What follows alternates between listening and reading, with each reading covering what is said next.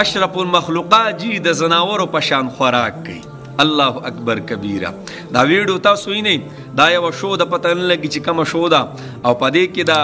دا کم چې اشرف المخلوقات انسان دی چې الله جل شانه ول لاسونه ورکړي دي، او دا سر بچا ته ښکته کېږي نه، او پاک رزق چې الله جل شانه د دنیا ته ما او تا دپاره رزق را لېږلی، او د هغې باقاعده د خوړلو یو عجیبه ضوابط او یو قانون مقرر کړی دی. نن جي د یو 100 روپو دپاره د لږ انعام د حاصلولو دپاره جي ما د ځان نه زناور ساس کو، د لږ انعام حاصلولو دپاره جي زه په سکرین باندې راځم مخامخو د پوره دنیا خلکو ته مخامخو زه یو قسم له پیغام ورکوم چې دا هم شته که نه، د زناورو په شان خوراک کوله، د ځان نه زناور ساس کمه. زما اسلام خو ماته د دې روټۍ د دې رزق ډېر غټ آداب ماته ښودلي دي. الله اکبر کبیره. نو زه به ځان نه زناور سازوم، سم خیال دی چې دا لاسونه رانه داسې واخلي. ډېر مې لیدلي، الله دې په هغوی رحم وکړي چې دا لاسونه پکې دې ځای پسې نه وي، باقاعده داسې پسې نه وي، نو بیا هغوی څه کوي؟ سم خیال لې چې داسې لاسونه د نه واخلي. دا د رزق ګوره یو دوه خبرې، یو خدا چې یو خو د رزق توهین دی د رزق، بل الله جل شانه چې کم بدن مونږ له راکړی دی او کم حساب کتاب یې مونږ له راکړی، او د هر یو څیز ما او تعالی یو لیمټ راکړی چې دغه شان به کوئ، د هغې بې حرمتي مونږ کوو. زما اسلام څه وایي د رزق باره کې چې رزق به څنګه خورې؟ الله اکبر. د دې رزق دپاره خو جي پلار خپل بچي خواږه خواږه بچي پرېږدي او لاړ شي دي مسافر شي. د دې رزق دپاره خو جي هغه بیبي چې د خپل کور والا نه بغیر زندګي نشي تېرولی، اګو د پاکستان دی کو د افغانستان دی کو د پوره دنیا کې دي، اګو هر ځای کې مسافر دي. جناب د دې خېټې د دې رزق دپاره د دې رزق دپاره نن چې به د سکرین راځي، او که هر قسم دی رزق ته د خوړلو څیز دی، اسلام ما او تا ته د دې څه راکړی دی؟ د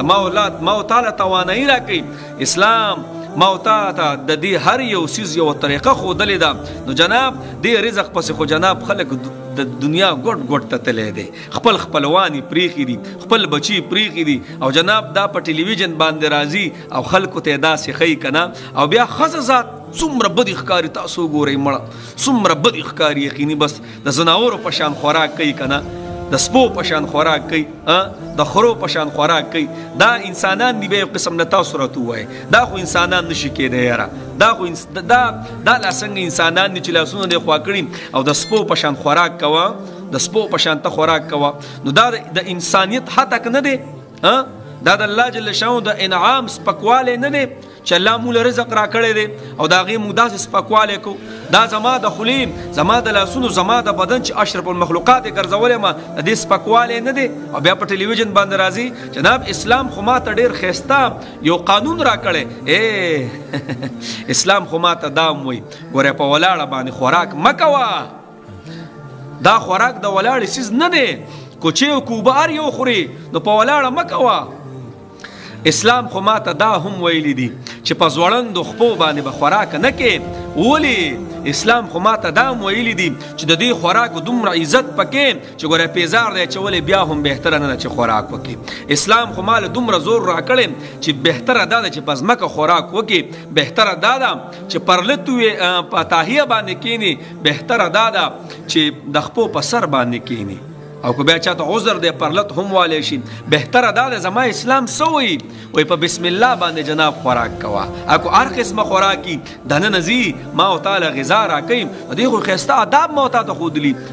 زما د نبي سره یو پیره یو کس رالی او خوراک کوي، یو ماشوم رالی او زما نبي لاس داسې ونیو او څه وایي؟ وایي بسم الله ووایه. د دې رزق ډېر غټ آداب دي، بسم الله پې وي.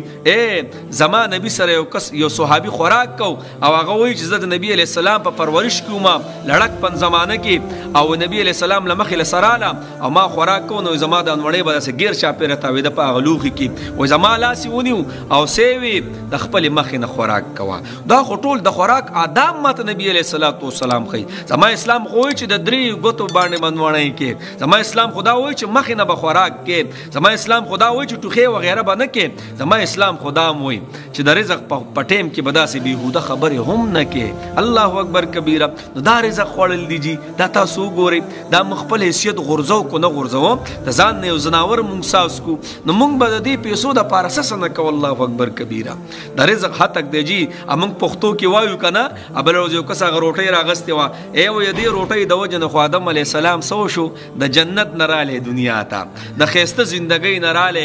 د مشقتونو او د زمایشونو ژوندۍ اختیار کړ آدم علی السلام چې نه مدیز دی کېږي د غنم ته ډېر روایت دی بکی خاصه مونږه پښتو کې هم دا وایو کنه چې دا روټي دا خو ډېر خوږه روټي ده د دې د وجنه خو مونږ د جنت نه راوتیو نو غرض مې دا دی جی عزت ولا ور کوي سم خیال له د الله ساجي بس رحم دی خدای چې زرم رانی سینا نه دا لاسونه رانه واغستلې او بیا خزه ذات مړه او بیا د زناورو په شان خوراک کول تاسو په خپل وای مړه دا تا کم تهذیب مونږ دی خلکو تخایو د دې الټه بیا مونږ د اسلام نه ګیلې کوي اسلام وای داسې دین دی اسلام هغه سي دین دی دا ماته د اسلام خود لري چې دا شی کوا زمونږ په شوګانو کې ان شاء الله روانم په خيري یو بل ویډیو دوه درې ویډیوګانې مخې تراغلي دي دا کم چې دا شوګانې کیږي په دې کې ډېر بیهوده حرکتونه سٹارټ دي بس الله دې په موږ باندې رحم وکړي او الله دې موږ د هر یو څه سمجھ نصیب کړي د علماء په نگرانی کې الحمدلله برانچ کولاو شوی دی یاسین حج اینڈ عمره سرویس زیر نگرانی مولانا اختر علی ټول علما دي ماشاءالله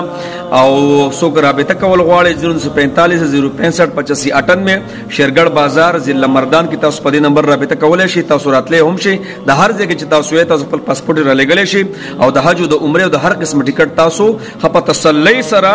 او خپه یقین سره ان شاء الله دا خدمت تاسو د علماء حاصله